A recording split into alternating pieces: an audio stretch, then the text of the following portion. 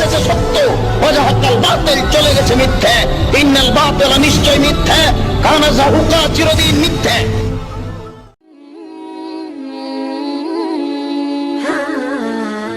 नायक नमस्कार, मैं सुधा जैन पारिवारिक न्यायालय में प्रैक्टिस कर रही हूँ। मेरा एक बहुत ही प्रैक्टिकल सवाल है।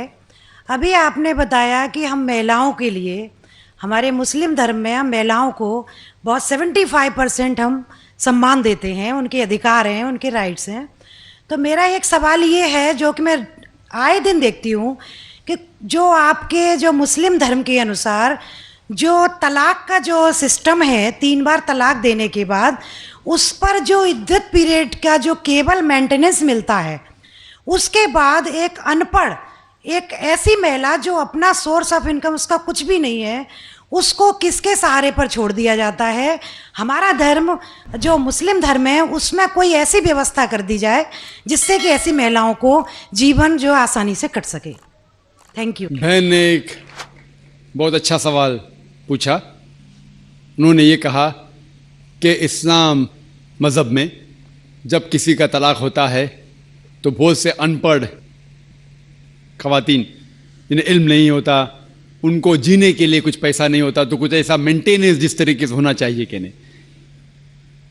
जो इसके मेन वजह है जो आज के माशरे में ये हो रहा है वो है कि इस्लाम का कम इल्म होने के वजह से ये चीज़ हो रही है।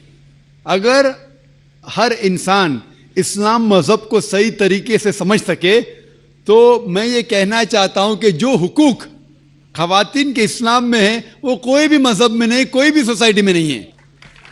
पहला चीज़ ये कि हम देखते हैं कि हमारे हिंदुस्तान के कल्चर में आम तौर पे किसी की शादी होती है जब, तो अक्सर औरत मर्द को दहेज देती है, उसे कहते हैं डाउरी, डाउरी देती है आम तौर पे।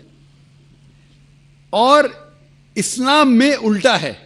इस्लाम में अल्लाह ताला फरमाते हैं सूरह निसा में सूरह नंबर 4 आयत नंबर 4 में कि जब भी आप शादी करो तो अपनी होने वाले बीवी को एक गिफ्ट दो, तोहफा दो। हम जिसे कहते हैं महर।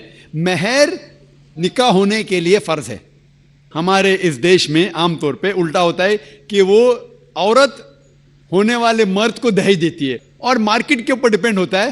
अगर वो डॉक्टर है तो मांगेगा 1 करोड़ रुपया या 10 लाख, डिपेंड कौन से इलाके से आता है। इंजीनियर है तो 5 लाख, ग्रेजुएट है तो 1 लाख, जैसे भेड़ बकरियों का बिकते हैं। और अफसोस की बात है कई मुसलमान भी इसको अमल करते हैं, बिल्कुल गलत है। इस्लाम में दहेज लेना औरत से जबरदस्ती बिल्कुल हराम है। उल्टा होने वाले शोहर को महर देना चाहिए और अपने बराबर का महर देना चाहिए। लेकिन अफसोस की बात है कि दहेज लेना छोड़िए, अगर हिंट भी देना, दहेज को हिंट देना कि मेरा बेटा मर्सिडीज कार में घूमना चाहता है, हिंट दे रहे कि उसको दहेज में मर्सिडीज कार चाहिए। मेरे बेटे को 4 बेडरूम फ्लैट में रहने की आदत है, इंडिकेशन, हिंट दे रहे कि मुझे दहेज में 4 बेडरूम का फ्लैट चाहिए। ये बिल्कुल इस्लाम में हराम है। जबरदस्ती मांगना, अगर खुशी से, अगर उस लड़की के वालिदैन कुछ देना चाहते तो आप ले सकते खुशी से, जबरदस्ती आप ले नहीं सकते। ना आप उसको हिंट दे सकते कि मुझे फ्लैट दो या पैसा दो। इस्लाम में उल्टा है। इस्लाम में औरत को महर मिलता है शादी में, और महर निकाह होने के लिए फ़र्ज़ है। और महर ये खुद औरत भी तय कर सकती है कि मैं तुमसे शादी करूंगी जब तक आप मुझे 1 लाख रुपया नहीं देंगे। वो अलग बात है कि वो गरीब शौहर है, गरीब आदमी बोलेगा मैं 1 लाख नहीं है, आप कोई दूसरे मर्द को ढूंढो, मैं दूसरी लड़की को ढूंढूंगा, ये भी जायज़ है। तो वो लड़की दूसरे शौहर को ढूंढेंगी, ठीक है ना। लेकिन वो कह सकती मुझे 1 लाख चाहिए, 5 लाख चाहिए, 10 लाख चाहिए, कुछ भी कह सकती है। अगर शौहर के पास कुव्वत है वो देगा, नहीं कुव्वत है तो नहीं देगा। इसीलिए अरब ममालिक में लड़की लोग इतना डिमांड करते हैं कि उनको अरब ख़वातीन से शादी करना मुश्किल पड़ जाता है, क्योंकि वो जानते हैं अपने हुकूक को। सूरह निसा की सूरह नंबर 4 आयत नंबर 20 के आयत में लिखा है कि आप उन्हें सोने का पहाड़ भी दे सकते हैं महर में, और आप उसे एक आयत भी सिखा सकते हैं, वो भी महर है। अगर आपके पास पैसा नहीं है और वो आदमी कहता है कि मेरे पास पैसा नहीं, मैं आपको कुरान शरीफ की आयत पढ़ के सुनाऊंगा, वो भी महर हो गया। तो महर की कोई हद नहीं है, ना नीची हद है ना ऊपर हद है। اپنے اپنے اسٹیٹس کے اکارڈنگ وہ مہر طے کر سکتے. اور یہ مہر کی کئی وجہ ہے. ایک وجہ ہے کہ مثال کے طور پہ اس لڑکی کے والدین نے اس کی پرورش کی, اسے گریجویٹ بنایا, تعلیم کے اوپر خرچہ کیا, تو مہر ملنے کے بعد اس عورت کی وہ اپنی جائیداد ہو جاتی ہے. وہ چاہے اپنے والدین کو دے, چاہے خود رکھے, یا اس کو کوئی بزنس میں لگا دے, کوئی تجارت میں لگا دے, اس کا حق ہے. تو مہر اس کی خود کی جائیداد ہے, وہ کچھ بھی کر سکتی ہے. اور مہر کا کوئی فکسڈ اماؤنٹ نہیں ہے, چھوٹا بھی ہو سکتا ہے, بڑا بھی ہو سکتا ہے. اور اس کے علاوہ یہ مہر اگر خدا نہ کرے, اللہ نہ کرے, اگر طلاق ہوتا ہے, ڈیورس ہوتا ہے, تو یہ مہر اس کے کام آ سکتا ہے. لیکن لوگ کو غلط فہمی ہے کہ مہر صرف طلاق کے لیے, ایسا نہیں بات ہے.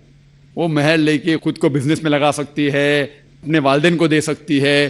اور جہاں تک کہ اس کا خود کا سوال ہے, اسلام کے اندر جتنے فائنینشیل ایسپیکٹس ہے خرچہ اس کا, شادی کے پہلے ذمہ داری ہے اس کے والد کی اور اس کے بھائی کی, شادی کے بعد ذمہ داری اس کے شوہر کی اور اس کے بیٹے کی. All financial aspects, lodging, boarding, clothing, کھانا پینا, کپڑا, سب اس کو کمانے کی ضرورت نہیں. یہ حق ہے مرد کو دینے کا. تو financially she is more strong, she is very strong financially. جہاں تک کہ مالی حالات میں اسلام میں عورت کا درجہ بہت اونچا ہے. جہاں تک کہ بہن نے سوال پوچھا کہ طلاق ہونے کے ٹائم پہ اسے مینٹیننس کیوں نہیں ملتا, بہت اہم سوال ہے. پہلے ہم یہ جان لیں کہ جب اللہ سبحانہ و تعالیٰ خواتین کو اتنے حقوق دیے, حقوق دینے کے باوجود اللہ سبحانہ و تعالیٰ عدل کرتے ہیں, جسٹ ہے. کیونکہ جب بھی طلاق ہوتا ہے گھاٹے میں جاتا ہے مرد اسلام میں زیادہ. کیونکہ جب طلاق ہوتا ہے اسے اگر وہ مہر نہیں دیا ہوگا دینا فرض ہو جاتا ہے, بھلے وہ مہر 50,000 ہو, 1 لاکھ ہو, 5 لاکھ ہو, 10 لاکھ ہو, وہ اسے طے کرنا چاہیے. جب مہر دیتا ہے تو عورت کا نقصان کچھ نہیں ہوتا. اور طلاق ہونے کے بعد آدمی بھی شادی کر سکتا ہے, عورت بھی شادی کر سکتی. جب طلاق ہو جاتا ہے اسے مہر تو مل جاتا ہے, جب نئی شادی کرتی ہے نیا مہر ملتا ہے. آپ سوچئے آدمی جب نیا شادی کرتا ہے اس کو نیا مہر دینے پڑتا ہے, تو آدمی نقصان میں ہے. اگر آپ یہ کہیں گے کہ طلاق ہونے کے بعد آدمی مینٹیننس بھی عورت کو دے, تو ہم کہیں گے یہ اللہ سبحانہ و تعالیٰ حق کے نہیں ہے, نعوذ باللہ. ایسا کر ہی نہیں سکتے, نہیں تو مجھے لیکچر دینے پڑیں گا آدمی کے حقوق اسلام میں. میں اکثر تقریر کرتا ہوں عورتوں کے حقوق. لیکن جو لوگ اسلام کی بنیادی بات کو نہیں سمجھتے انہیں یہ غلط فہمی ہے کہ عورت کا نقصان ہو رہا ہے. عورت کا نقصان نہیں ہو رہا ہے. اور عورت کو کچھ بھی اگر چیز کی ضرورت ہے, جیسے میں نے کہا, آدمی کا حق بنتا ہے کہ اسے دے. شادی کے پہلے اس کے والد اور اس کے بھائی, شادی کے بعد اس کے شوہر اور اس کے بیٹے. اور اگر یہ نہیں بھی دے تو معاشرے کا فرض ہے کہ عورت کو سنبھالے. معاشرہ نہیں کر سکتا ہے, اگر اسلامک حکومت ہے, حکومت کا فرض ہے کہ عورت کو سنبھالے, اس کی پرورش کرے. یہ اسلام میں. لیکن اگر آپ اس کے بعد کہیں گے طلاق ہونے کے بعد آدمی اسے ہر مہینہ اور 1,000 روپیہ دے, 5,000 روپیہ دے, تو یہ آدمی پہ ظلم ہوئے گا. لیکن جو مہر طے ہوتا ہے شادی کے پہلے نکاح میں, کیا مجھے چاہیے 5 لاکھ روپیہ, اسے وہ سنبھال سکتی ہے. اسے کوئی تجارت میں لگائے اور اس کی آمدنی لے سکتی ہے. اگر کوئی شک ہے کہ ہو سکتا ہے میرا طلاق, کبھی بھی شادی ہوتی تو طلاق کا گمان تو رہتا نہیں دماغ میں کہ طلاق ہونے والا ہے, ہو سکتا ہے. لیکن اس کے لیے اسلام نے اسے الحمدللہ کئی چیزیں سے حفاظت کی ہے. تو مہر جو ہے اسے کئی فائدے ہیں. اور اس کے باوجود حدیث ہے محمد صلی اللہ علیہ وسلم کی کہ اگر کوئی آدمی اپنی بیٹی جس کا طلاق ہوتا ہے اس کی حفاظت کرتے تو بہت ثواب ملتا ہے.